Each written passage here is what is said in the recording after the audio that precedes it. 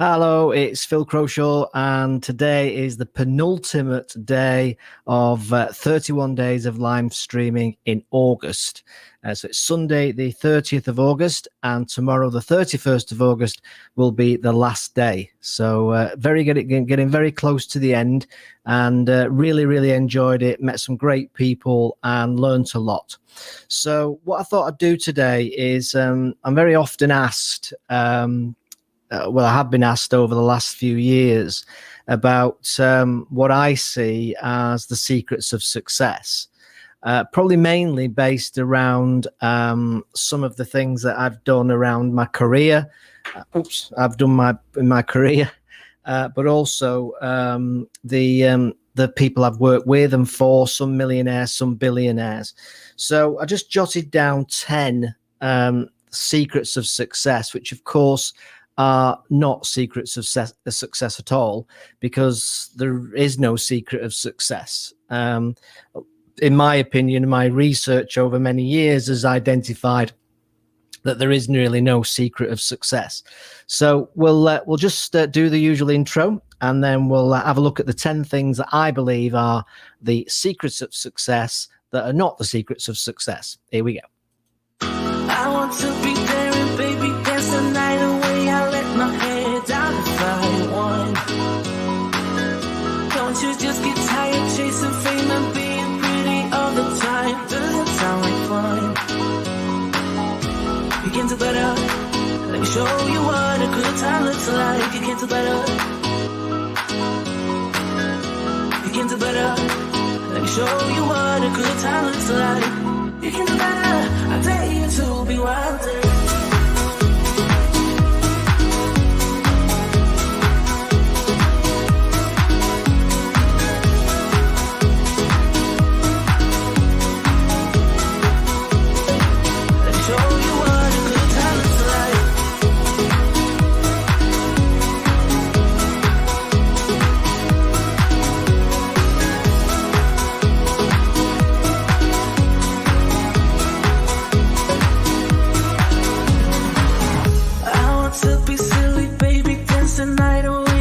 My shoes off if I want. Let yourself be free and maybe you will find that there is more to life than being pretty. Honey, let's just face it. Baby, let your head down, be a little wilder. Baby, kick your shoes off, you don't have to hide it. Baby, let your head down, be a little wilder. Baby, kick your shoes off, don't hide it. I don't fit into your box, beauty queens without no flaws. You can do better, I dare you to be wilder. I don't fit into your box, beauty. So a very warm welcome to this episode, the penultimate episode of 31 days of live streaming with me, Phil Croshaw. Now, over the years, as I said at the start, I've been asked many times about whether there are secrets of success. And I've come to the conclusion after all these years on this planet, including a significant amount of research, and as some of you'll know, over 560 video interviews with people who've been successful in their own right over a good few years. And I just jotted down, because I actually was asked this about 7 weeks ago. A client said to me, do you think there's any secrets of success? Which is what made me think of it. And I jotted these down as what excuse me, the conclusions I've come to as a result of mentors I've worked with and successful people I've worked with when I've been asking them and interviewing them. And so there's a quick top 10. It is quick because it's Sunday, obviously. But the first one I've noticed is that people who achieve success, whatever success means, which of course is very relevant to you as an individual, it isn't always money. It can be lots of different things. But I actually think that a lot of people don't really understand what success looks like for them. So it's almost like what's known as sometimes start with the end in mind. So what does success look like? Because how are you going to measure it if you don't know what the end result is about, if you don't know what you're trying to achieve? And I see this an awful lot where people don't really understand what are they trying to achieve. You know, they'll use very generic terms like, I want to be more successful.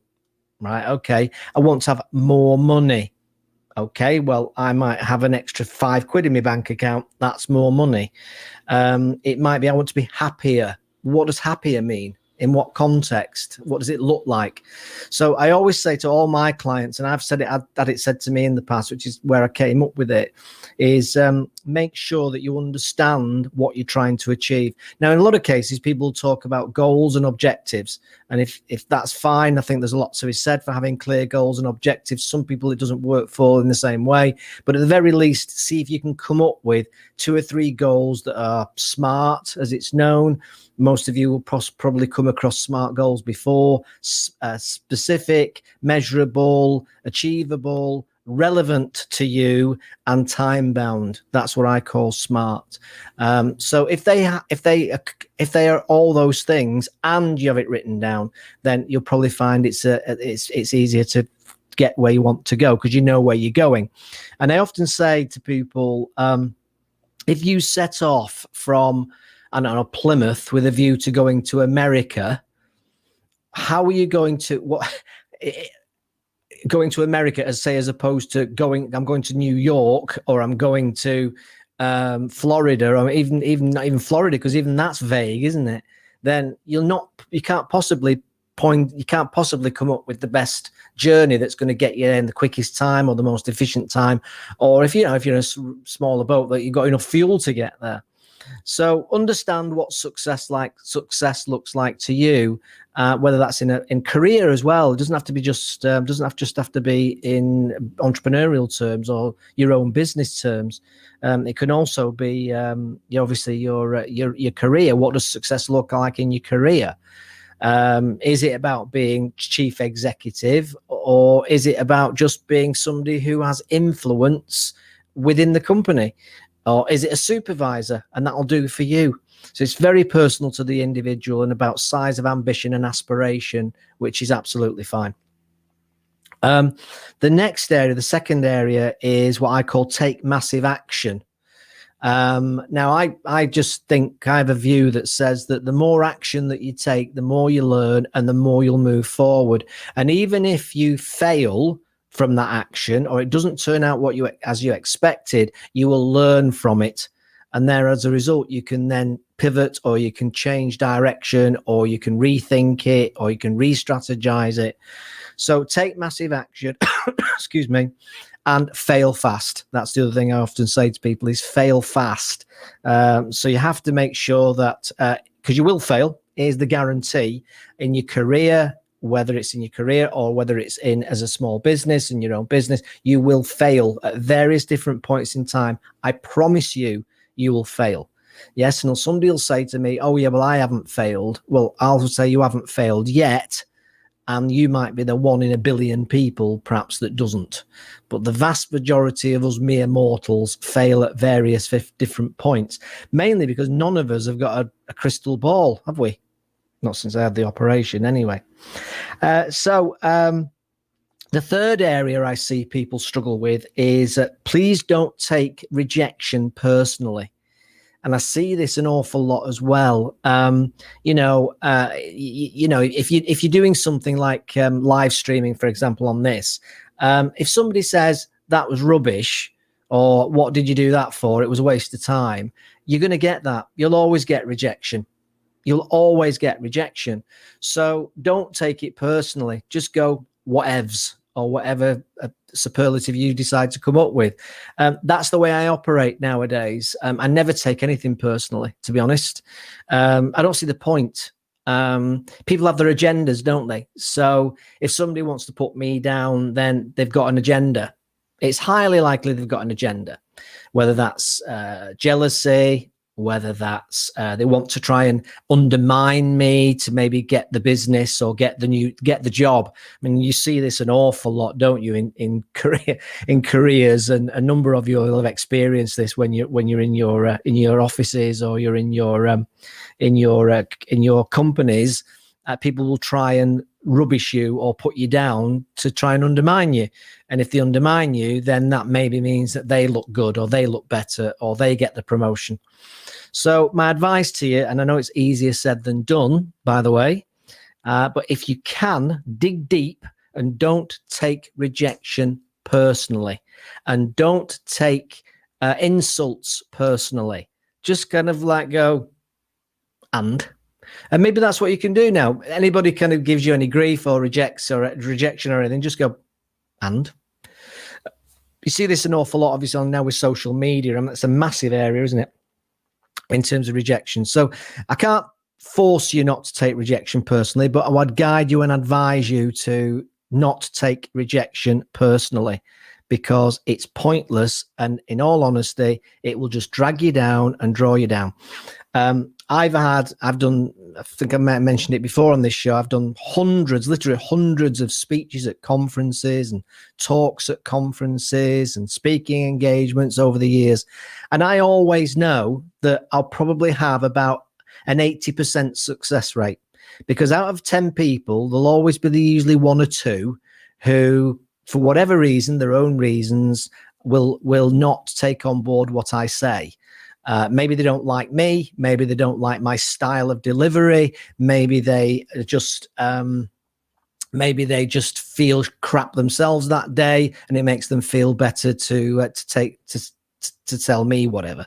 So I always expect that, the smiley sheets on training courses, 9 out of 10, 8 out of 10, 9 out of 10 will say, great, loved it, really useful, thank you, da, da, da. But one or two will always say, not every time, but a lot of the time, one or two will always say, well, I wish you'd spent more time on that, or I wish you'd not covered that in so much detail. Well, you can never please all the people all the time, can you? You do a training course and you try and position it in such a way where it's suitable for the majority of the people in the room.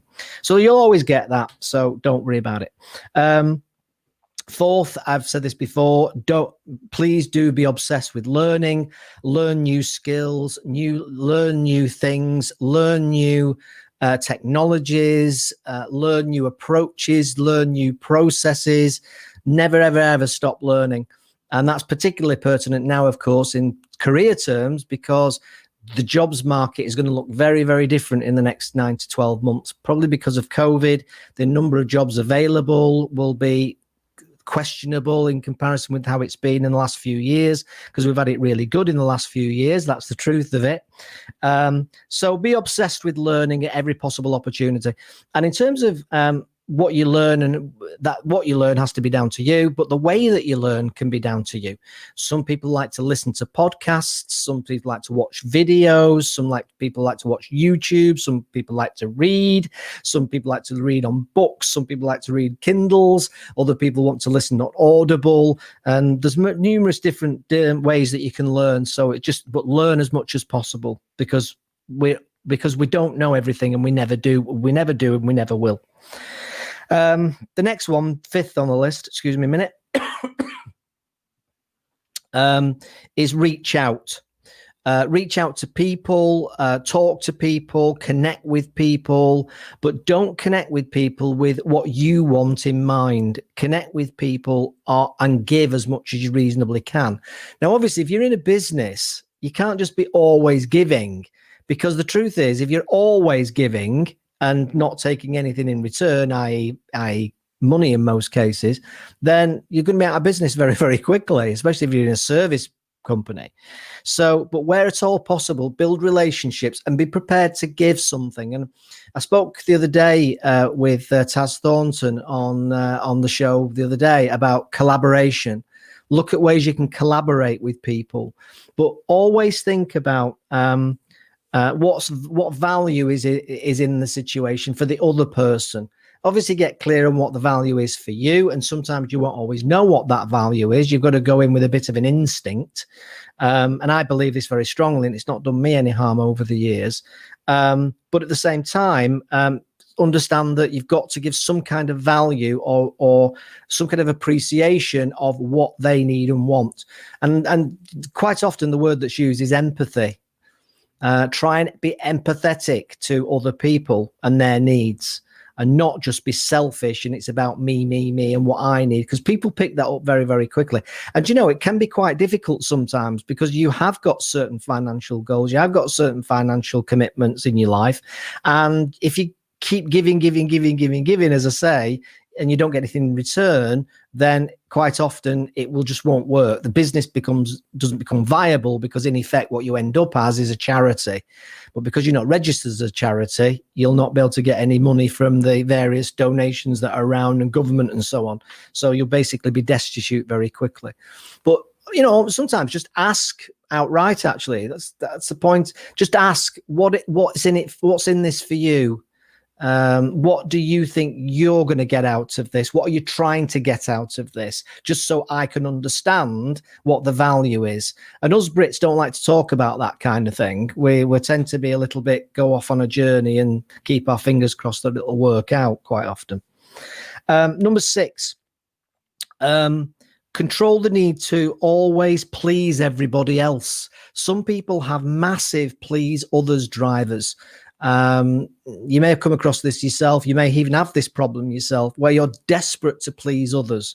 Now, I'm not saying that pleasing other people is a bad thing, but quite often people who have overly eager please others drivers get taken advantage of.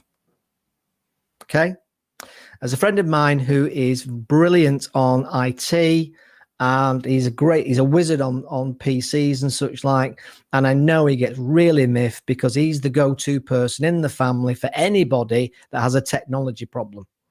And he can spend half his weekend fixing his brother-in-law's PC for no return, no advantage. And that's just not workable. But some people, I should say, will take advantage if you let them. So recognize the please others driver. And if you can see it, then I'm not saying get rid of it completely. That would be just be silly. But shall we say, calm it, pull back a little bit so you're not just being taken advantage of. And a lot of people in small business have to learn this very, very quickly, because especially in consultancy and coaching and, can I just have a word with you about something? And then you'll have a phone call, and then 25 minutes later, they've got everything they need, and they say, "Oh, thanks very much. That was very helpful." And then that's fine. That's good. You've built some relationship. You've built some law of reciprocation. They owe you something now because you've given that extra bit of effort and energy. But just don't then get another call from them the day after and the day after and the day after. So recognize the please others driver. And it is actually a psychologically recognized thing. I'm pretty sure if you put into Google please others driver, you'll find it'll come up and explain it in a lot more detail than I have today. So next one, number 7 is you've got to do what it takes. So remember, this is about the secrets of success, which are not secrets at all. They're just methodologies and mindsets. But you have to do what it takes. And it depends on how much you want it. And then you're linking into motivation, and you're linking into your drivers. And the bottom line is that if you're not prepared to do what it takes, then you've got to ask yourself whether it's worth even bothering trying. So ask yourself the question before you start anything. Am I prepared to do what it takes to achieve this? Now, I know at the moment, I'm like a lot of people right now, I'm probably about, half a stone overweight, no doubt about it. But I know myself well enough that I know I'm not prepared to do what it takes right now to lose a stone. I'm not in the right zone. I've not got the right mindset. So I don't bother doing it because I know I'm not in the right place to do it. There will come a time when I am, and I've been in this position in the past, and I've lost the weight. But right now is not the time, and I know that's not the right time.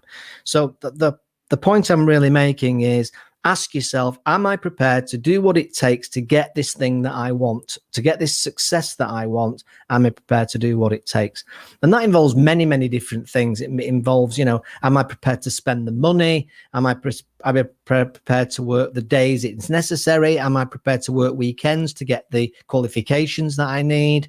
So there's many, many different things, but it all boils down to you basically being prepared to do what it takes. Number 8, have a plan. And I usually advise people to have a plan that is step by step.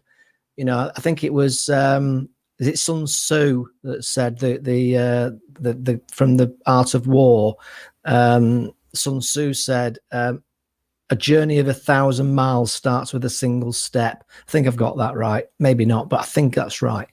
And I think that's absolutely true. So start the steps, take the steps, and have a plan. Don't just focus on what it's going to look like in 5 years, because you need to think about the journey and what you're going to need throughout that journey, and what actions you're going to have to take throughout that journey, and what people you're going to have to involve in the process throughout that journey. So I suppose what I'm saying is bring it down into bite-sized chunks. You know, how do you eat the elephant? In bite-sized chunks is the well-known saying, isn't it?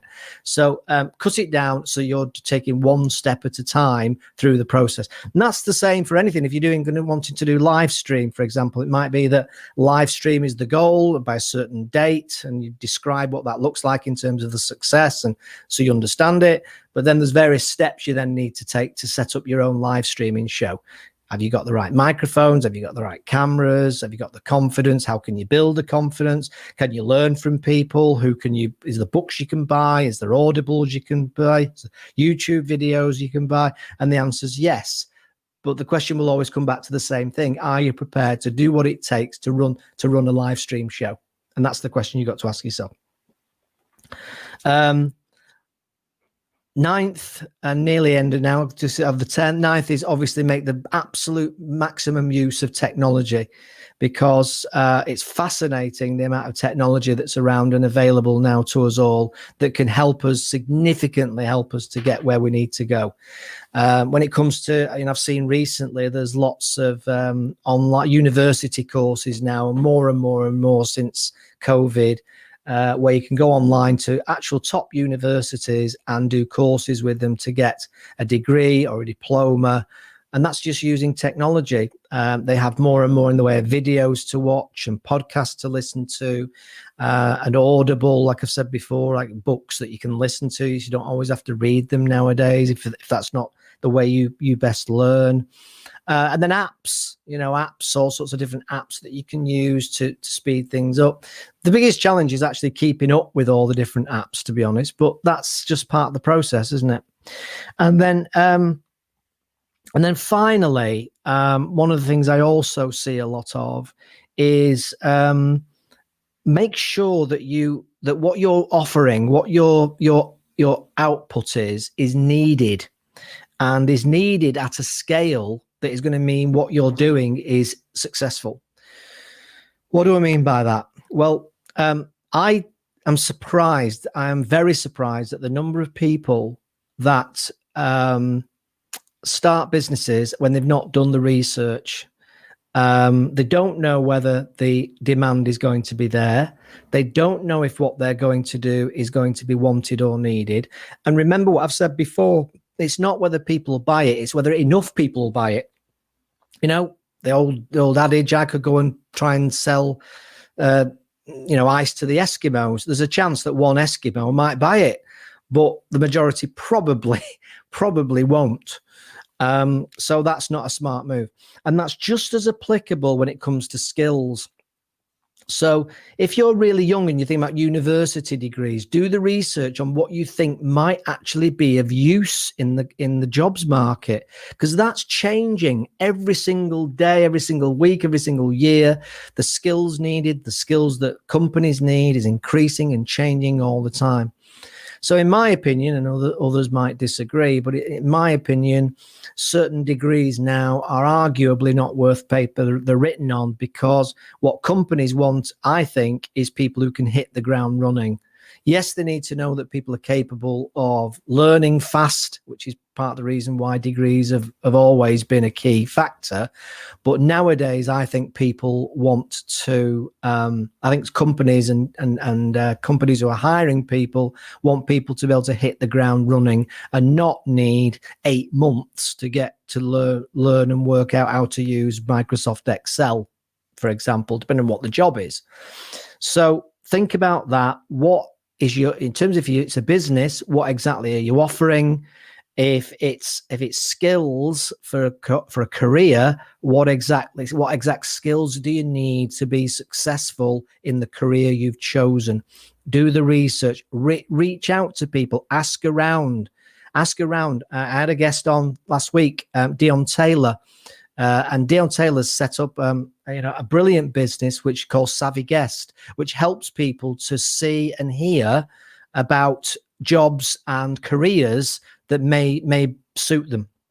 And what Savvy Guest does is it puts you in touch with people who are already doing those jobs or doing their careers, and they will quite often they'll provide some guidance or coaching or some insight or whatever. So that's it. That's the 10. Just a quick rundown of a few of the secrets of success that are not secrets of success. And hopefully, as always with these shows, about information, ideas, insights, and inspiration, ideas, insights, and information. And hopefully there's been one or two there for you to think about for your own success and your own achievement. Okay, so that's it for today, the 30th of August. And I will be back tomorrow for the final episode of 31 Days of Live Streaming in August. And it has really been a blast. And tomorrow, I'm hoping to show you a number of clips from the shows over the last month, just some of the best bits, I guess. And it'll remind me how much I've got from it and how much I've learned from it as well. So that's it. Have a great rest of your Sunday. Have a great bank holiday Monday.